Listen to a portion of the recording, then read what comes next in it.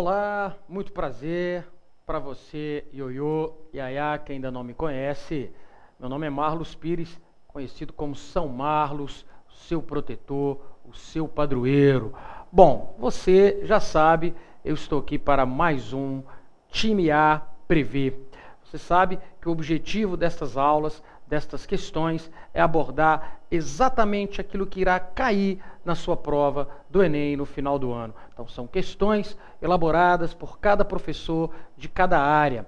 Vamos então discutir aqui algumas questões que foram criadas por nossa equipe, que foram elaboradas por mim. Vamos, através destas questões, explorar conteúdos discutidos no nosso curso teórico e vamos também direto à forma como estas questões, esses conteúdos aparecerão lá na sua prova no final do ano. Bacana? Então, esse é o nosso objetivo. Este material, especificamente, nele há questões voltadas mais próximo possível ou dentro da realidade que você vai vivenciar no fim do ano.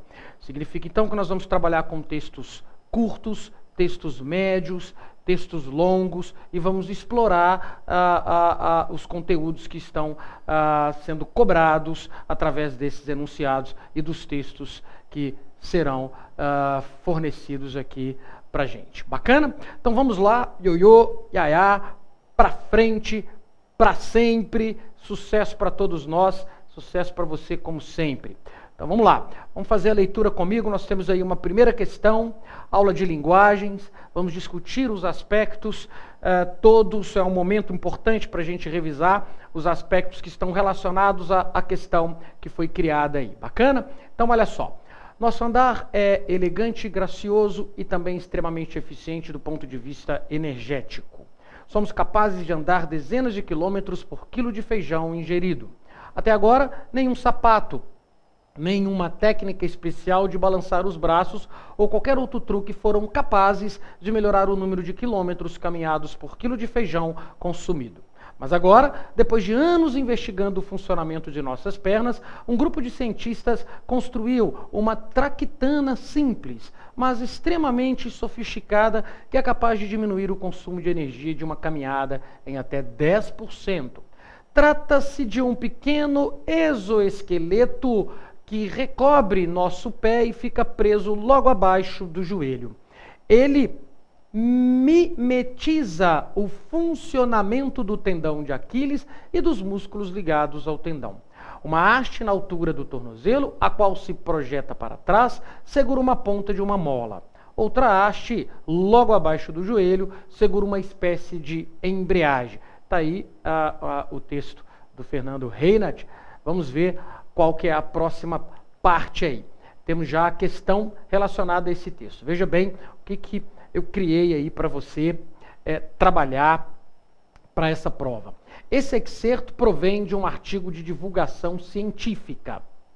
Aponte duas características de linguagem nele empregada, que o diferenciam de um artigo científico especializado. Bom, então nós vamos ter que marcar a alternativa em que há essas duas características de linguagem específica que vão diferenciar um artigo de divulgação científica para um artigo técnico científico especializado. Do que se trata? Nós temos uma questão, então, explorando conhecimento específico de gênero. Por exemplo, nós sabemos que gênero é todo texto que circula na sociedade. Os textos recebem nome, notícia, entrevista, carta, e-mail, não é isso? São nomes dados a textos. E textos nós chamamos de gênero.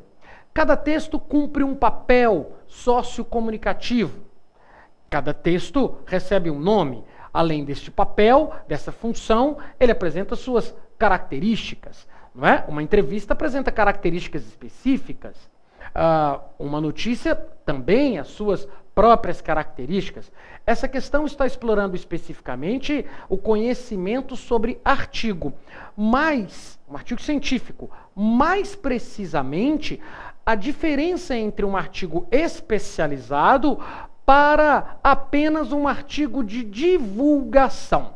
O que acontece aí é que um artigo especializado ele é um texto extremamente técnico e formal, em se tratando da linguagem utilizada. Já um artigo de divulgação científica, ele ainda é uma espécie, como é só uma divulgação, ele ainda permite uma linguagem menos formal, uma linguagem mais despojada, mais simples, mais próxima do leitor, menos formal, então menos técnica.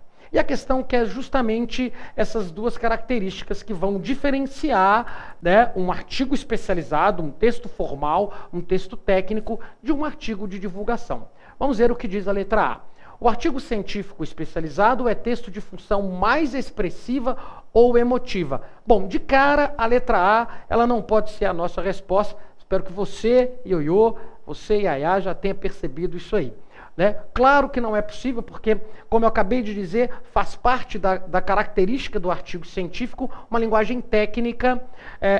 Normalmente os artigos científicos, na verdade, normalmente não. Os artigos científicos são textos embasados em estudo, em pesquisa. Então não se trata ali de opinião de alguém, por exemplo. E a letra A está falando de função expressiva, de função emotiva. Nós entendemos como texto expressivo, texto emotivo, aqueles textos que revelam opinião, ou sentimento, ou desejo do autor. Esses são os textos chamados de expressivo. E não acontece isso no caso desse artigo, correto? Então não pode ser a letra A. Na letra B, o uso da primeira pessoa do plural, como nosso andar, somos capazes, nossas pernas, a linguagem coloquial presente no uso do termo traquitana, assim como a imprecisão semântica da expressão espécie de embreagem, diferenciam o texto do Fernando dos textos científicos em que predomina a função referencial da linguagem denotativa e objetiva.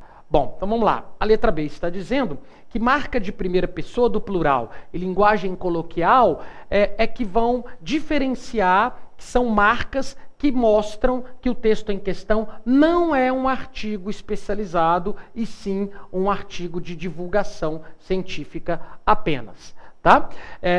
São essas as características que tornam, então, um artigo especializado diferente de um artigo de divulgação. Características relacionadas aqui, por enquanto, que é o que está sendo discutido, apenas à linguagem. Bom, parece que nós achamos a nossa resposta, que é a letra B, né? Vamos ver a letra C. Os termos gracioso, eficiente, são exclusivos dos artigos científicos especializados. Não. Quem disse que a palavra gracioso e a palavra eficiente são exclusivas de artigos científicos? Porque a letra C está nos dizendo que essas duas palavrinhas só poderiam ser usadas em artigos científicos especializados. Essa afirmação não procede. Então vamos ver agora a letra D.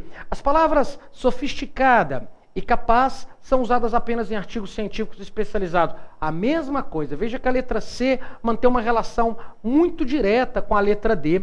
Elas defendem que determinadas palavras são exclusivas, são específicas do artigo científico. Não, a palavra sofisticada e capaz são palavras que avaliam, que atribuem alguma característica, elas podem ser usadas em qualquer outro gênero, não é?